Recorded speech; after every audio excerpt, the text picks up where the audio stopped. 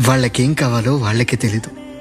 ఎందుకంటే నీ బాగోగుల్లో పడి వాళ్ళ ఇష్టాయిష్టాలు ఎప్పుడో మర్చిపోయారు.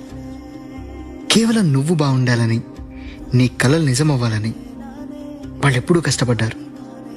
ప్రపంచానికి వాళ్ళేం కాకపోవచ్చు, కానీ నీ జీవితంలో అంతకన్నా గొప్ప హీరో ఎవరు లేరు.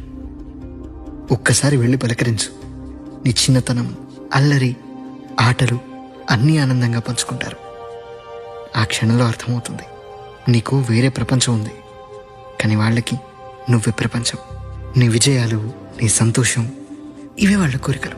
అవేమంతా తీర్చలేని కోరికలు కాదు కదా.